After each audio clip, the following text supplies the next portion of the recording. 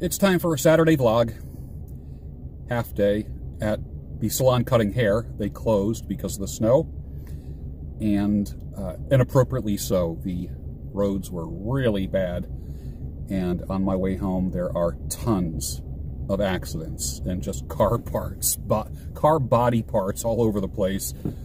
Cracked lens, bumpers, and things like that. So the first real snowfall of the season. I think they're saying 5 inches. It was supposed to start at 1 o'clock, but it started at 10 o'clock. The salon closed, and I'm glad they did, because it's only going to get worse, and people are running out and getting their milk and bread. Gotta get that milk and bread, and batteries, and rock salt. But I'm prepared. But I stopped at IKEA on the way home. Got a new milk frother. The other one slid off the kitchen counter, landed on the floor, broke in.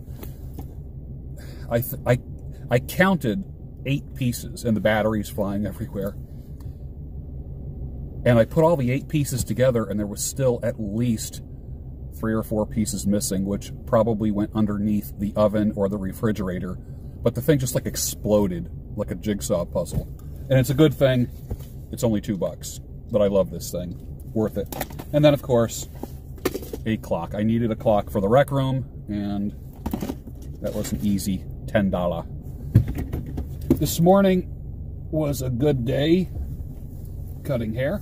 A short day, as it is. And so I'm going to go home, spread some salt on the sidewalks and on the driveway.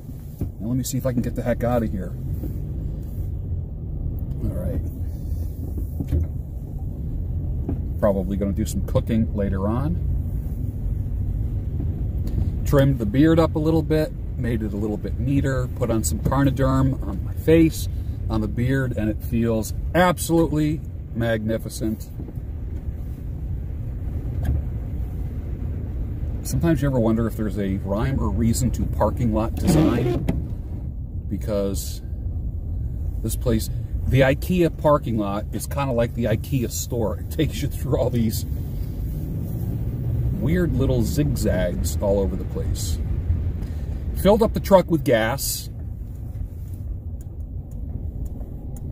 and I should have done it yesterday before the snow. This is a 21-gallon tank. How much does, somebody do the math, how much does 21 gallons of gasoline weigh?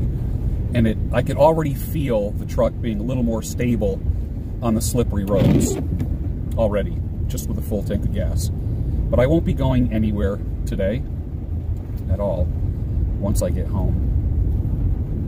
Oh, God, there's a car up on, son of a gun.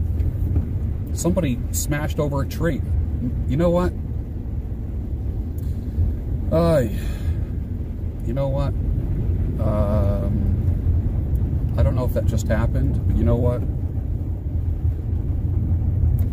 It looks like a fresh accident. Turn around here. I'm going to go and see if they need help. I don't know. I didn't notice anyone. It might have just happened. People are just driving by. That's crazy. I hope they're okay. It doesn't look good. And I don't have a 4-wheel drive truck. This is 2-wheel drive. So it does tend to fishtail when it's out and about. All right, let's see here. Man, that person missed and went right up over a tree, and their flashers are on. Let me just see. All right.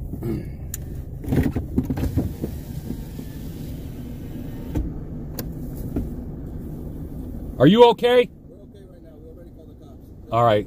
Have a good day. Okay.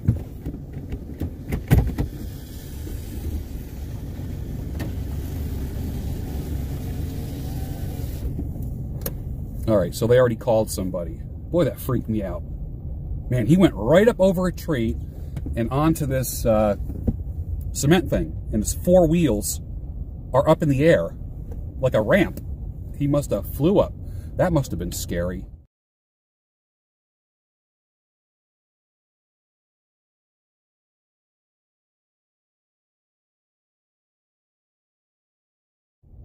this is what happens. All right, so now I'm in the back in the parking lot of IKEA, BJ's, and Home Depot. And I wanted to get a dustpan at IKEA, like the kind where you don't have to bend over. It's like a long handle, kind of like an, what do you call it? Like a commercial, something that like, you know, like a custodian or janitor would use. People are overestimating. I'm watching this right here in this parking lot. What the hell is going on? There's no salt in this parking lot. The snow is sticking. Cars are just like flying all over the place right now. What are they, nuts? People are driving way too fast, and they are overestimating the ability of their brakes to stop their vehicle. I'm going to stop at the market. I need to grab a few things to continue Carnuary. I got a little bit of a headache today. And does anyone else have headaches, or you feel it in your head whenever there's a change of weather? I know I do. And it's kind of a recent development, like in the past few years. I feel like before it's going to rain, the pressure, before it's going to snow, the pressure, and I get like this headache. It's got nothing to do with dehydration. It feels kind of like to me it feels like a wine headache. You know, like if you have one glass of wine too many, and the next day your head's banging from the nitrates or nitrites, I forget. What is it, nitrates or nitrites? One is in wine and one is in bacon. I forget. But I got to drive real slow here. So that's cool. That's very cool. I have no problem. So thank you for keeping me company on my way home. I'm usually a very good driver, but you have to be super vigilant on a day like today. What the heck is going on? Like, people knew that there was going to be snow, and it was going to be treacherous.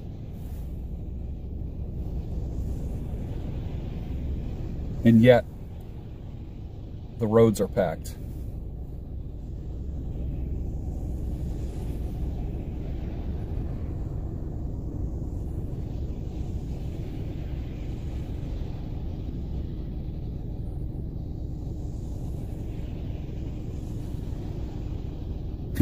All right, there's my brake. You know, it's so funny. They said that this was going to happen at 1 o'clock. It started snowing to the point where I couldn't even see. It was like whiteout conditions at 10 o'clock in the morning. And the road, right now, it's the equivalent of 12 degrees outside. And look, you can see the roads are white. And there's just like a little lane for tires, but still very slippery. I was going to go to DSW, but I got a card for, you know, like when you go to DSW, like you get these cards, it's like $10 off a purchase of $50, $20 off a purchase of $99, and so forth. And I wanted to get a new pair of sneakers. But that card is good until February, so I'm good. So I am not going to do that. So I'm going to go home, do some editing, do some reading, finish reading the book. Started this a couple months ago, called Kids These Days by Malcolm Harris. One of my clients, Josh, lent this to me, and I'm going to read that. And it's really just, it's a book for people like me about millennials and why millennials make the decisions that they do. Now, my children are millennials, so it'll be interesting as it describes me as a parent. Speaking of parents, my mom and dad were going on a cruise. Mom slipped, broke her shoulder, and had to go to the ER. They canceled their cruise, which was a bluegrass music cruise. And this guy should not be driving that fast at all. There's no way he's going to be able to stop. So she broke her shoulder. They got there. Now my mom is pushing 80 right now. And all right, making a left-hand turn on this road is insane. They ended up doing a shoulder replacement on my mother. And this is a woman that like rides her bike and walks 10 miles a day, and she works out 2 to 3 times a week. She goes to a class or two at a gym, and then does the circuit.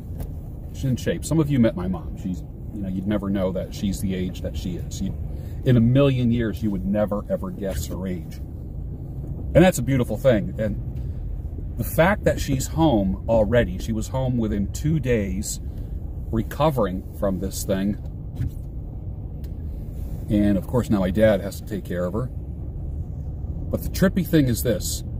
She is living proof that if you take care of yourself, you know, parking lots are funky places. Now I'm in the Market parking lot.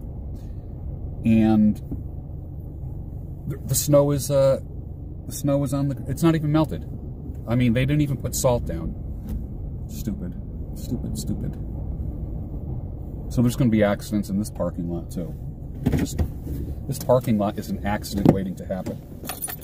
Long story short, because she's in shape and because she's healthy, she's able to be home recovering. And then she's getting home health care, and then she'll be getting PT.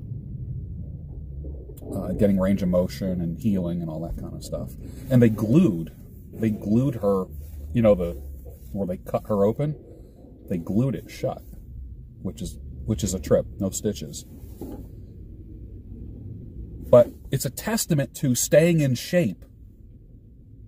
How many people you know that literally walk or ride their bike 10 miles a day at that age? And because she did that, when she did trip and fall, and she tripped over her suitcase, her carry-on bag that she was gonna, like the small bag that she was gonna carry, like a shoulder bag kind of thing. And when you're in shape and when you're healthy, you recover faster. Because, you know, one of the #1 reasons why people go to the emergency room? Falls. Elderly, falls. And in many states, I know in Pennsylvania, if an elderly person, I don't know what the age is it like 65 and up or 70 and up, something like that? If you fall 3 times, they will not discharge you unless you have someone at home or home health care. If you live alone, they will not discharge you to your home after the 3rd fall. So every time you fall, it's actually logged in a state system or county system. And I don't know how it is in your state.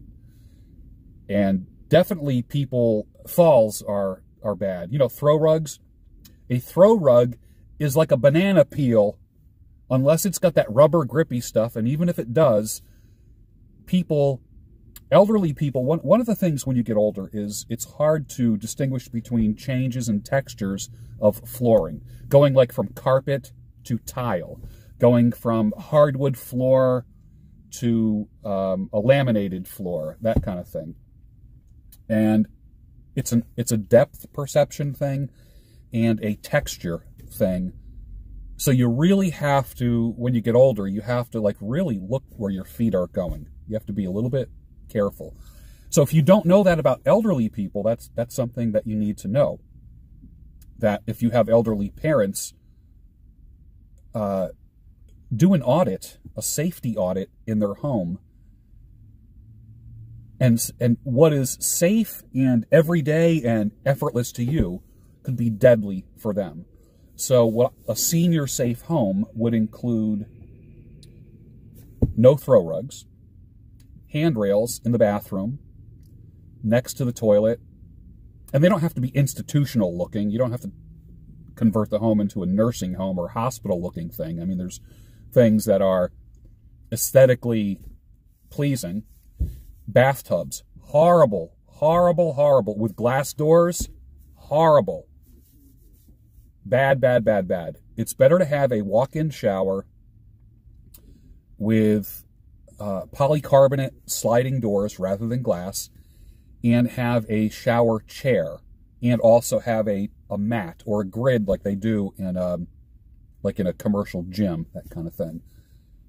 because bathtubs and showers can be deadly, especially if there's glass doors.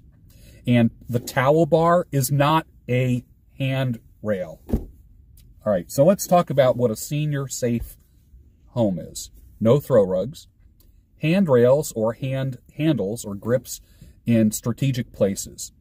My parents had a toilet that is higher, so it's not like they're when they go to sit down to go to the bathroom, their butt's going boom, or getting up. It's easier for them because all I have to do is just kind of lean forward and stand up. So they do make toilets that are 3 to 6 inches higher than the regular toilets. If they don't have that, then there's those toilet seats that literally are 3 to 6 inches higher.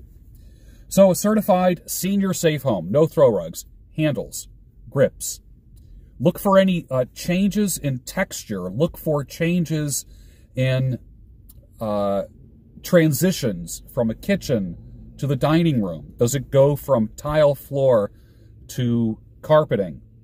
Does it go from ceramic tile to linoleum tile? Does it go from hardwood to cement? So that's the first thing. Second thing is, when it comes to flooring, think about stairs too. The non-slip tape on the edges of the stairs going down. People's heels will slip off of the stairs. Very, very important. Also, another thing is the handrails, like a banister going downstairs. If it's too slippery, they won't be able to grip it. So you could actually take some rougher sandpaper and scuff it a little bit all the way down so it's easier to grip. What else? Lighting is super important for the floor. So where there's plugs along the bottom, along a hallway, night lights are super important, especially if you can get directional night lights that illuminate a certain area. That's important. What else? Light switches that are illuminated in the dark, real important.